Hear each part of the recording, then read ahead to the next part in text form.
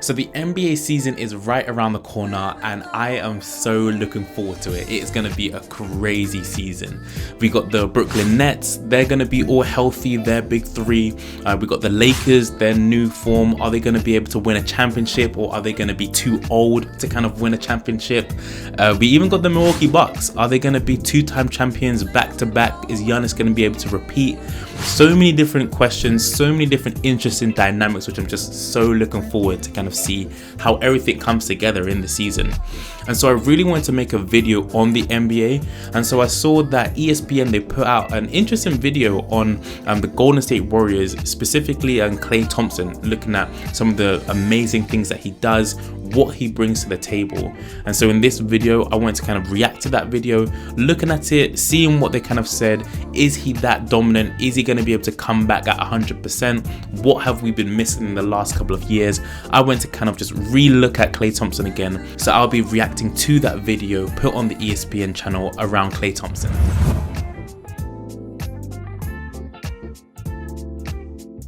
So what is up guys, my name is Philip and welcome to my channel Psych-pass Shoot Score, your channel for anything baseball, basketball and NFL related. And as I said before, today in this video we're going to be looking at basketball, looking at the Golden State Warriors, who are a really interesting team because in the late 2010s they were just dominating, always in the finals or winning a championship, so they've just been so dominant. But in the last couple of years they've had a lot of injuries, so we haven't really seen a lot of them in the playoffs. And so it's going to be really interesting to see them this year as they get back Klay Thompson. I want to remind myself, how amazing is he? Is he Hall of Fame worthy? What does he bring to the table? And so in this video we'll be reacting to the amazing skills of Klay Thompson based on and reacting to the ESPN channel, their video that they put up. Klay Thompson is a three-time NBA champion and one of the most gifted two-way players of the last decade. But his signature shots, his catch-and-shoot threes, are a huge reason why the Golden State Warriors dominated the last half of the 2010s. Yeah, you would always saw them in the playoffs just doing crazy things. And he was a big reason for that. So. No player in NBA history has done as much damage with catch-and-shoot threes as Thompson has on the league's biggest stages. When Steve Kerr took over the coaching duties in Golden State in 2014, he changed the offense. He dispatched Mark Jackson's conventional pick-and-roll attack and installed a motion-based offense that featured a lot more passing and a lot more player movement. Kerr started relying on big men to help with the playmaking, and they did. Early on, it was Andrew Bogut and David Lee, but after Lee went down with an injury, Kerr inserted Draymond Green into the starting lineup, and well, the rest is history. Draymond Green knew exactly where he was going with that pass. Yeah. Kerr realized both Stephen Curry and Klay Thompson would be terrifying as off-the-ball threats, weaving around screens and finding clean catch-and-shoot looks on the perimeter. He struck gold when Green turned out to be one of the best playmaking bigs in the league, and Thompson emerged as one of the best catch-and-shoot guys the league has ever seen. He's just so Together, consistent. Curry and Thompson showed the world that an elite three-point shooting team could dominate the best basketball league in the world. But while Curry broke three-point records by blending off the dribble and catch-and-shoot triples, Thompson has always specialized in the catch-and-shoot variety, and that's an understatement. Yeah, even when you look at his shot in all the different highlights that they've been putting on, it's just so consistent. Like the footwork, the balance, the hand where it is, everything is just so consistent. Every shot looks exactly the same, which is kind of like a coach's dream, but he's just doing it so consistently. And yeah, he's just such a dead-eye scorer. It's crazy. Since the NBA began tracking the data 8 seasons ago, Klay personally accounts for 6 of the 10 highest scoring seasons on catch-and-shoot. That's a lot. I think that's the most. The only seasons he hasn't been elite in this respect are the 2 that he missed entirely due to injury. And it's not just volume. In the last 4 seasons Klay has been on the court, he shot 44% on catch-and-shoot threes, best in the league during that span. That is crazy, because just thinking about crazy shooters like Steph, we got Kyle Korver, really good catch and shoot kind of player. So just thinking about what he's been doing in the last 4 years and how Klay Thompson just kind of sits on top of those players is crazy. So it kind of shows that he really is kind of needed within the Golden State Warriors offense. And even though it's kind of a program and a system built on Steph, Klay Thompson is second to none. Like, he is such a pivotal role in that offense from just how well he shoots the ball in the league during that span. How does he do it? Well, it starts with relentless work off the ball. He's constantly darting from side to side on the baseline, dipping around screens and relocating to find the tiniest windows of space. Guarding Klay is equal parts exhausting and punishing. Yeah, I can imagine. Running around, yeah. He finds the bottom of the net.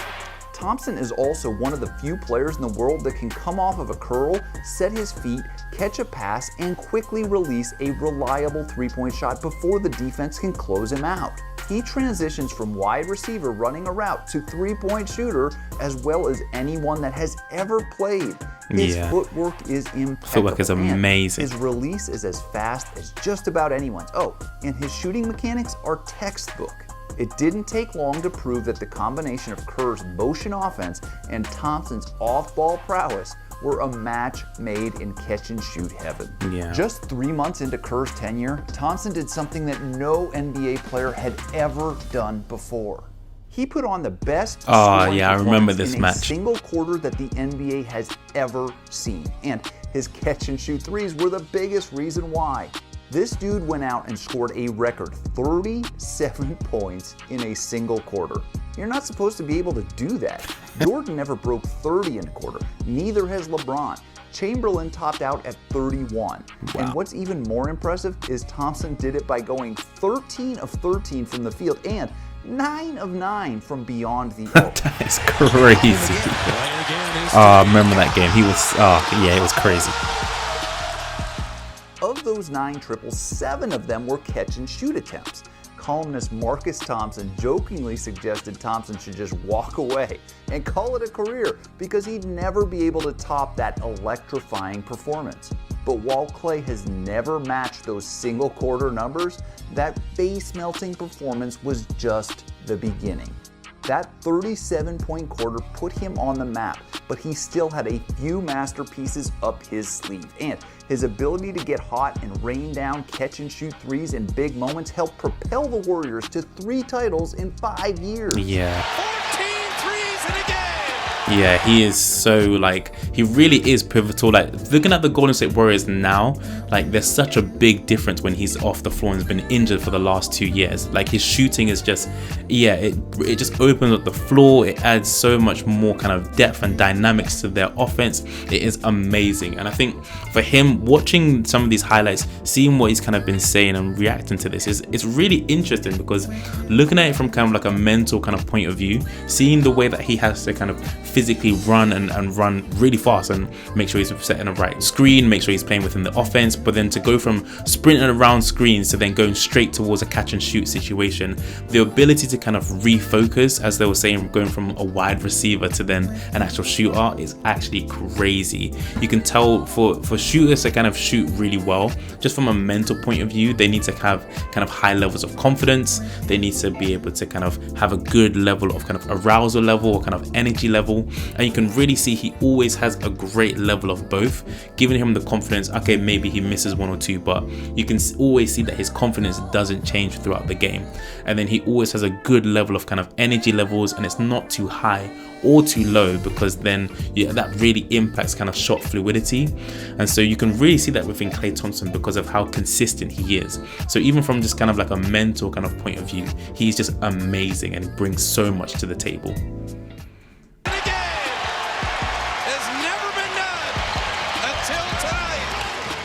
Even though his fellow Splash brother has won more awards and received more attention, Thompson has arguably had just as many incredible performances, and they weren't just in regular season. I don't know about that. I mean, Klay Thompson is amazing. Hands down, he is amazing, and he's a big part of why Golden State Warriors have been so successful. But I don't know if he's had as many kind of amazing games as Curry. It's probably close, and maybe you guys can let me know in the comment section what you guys think. But I definitely feel that Steph has had quite a bit more kind of amazing kind of games, whether that's regular season or in the playoffs, compared to kind of Klay Thompson. But that's kind of my thoughts. I still feel he's amazing, but maybe not as many amazing games as Steph Curry. And they weren't just in regular season games. One of Thompson's biggest playoff masterpieces came deep into the 2016 playoffs. True, that was the 73-win Warriors down 3-2. They faced a must-win Game 6 in Oklahoma City against Kevin Durant and the Thunder. Did Thompson answer the bell? You could say that. Definitely the dude did. went out and made 11 threes in the team's biggest game of the year. Led by Klay Thompson, who has awakened. And it not only forced a Game 7 back in Oakland that the Dubs won, it helped Golden State go out and recruit Kevin Durant, who became a Warrior about 6 weeks later. Yeah, it's fair to say Thompson's Game 6 performance changed NBA history.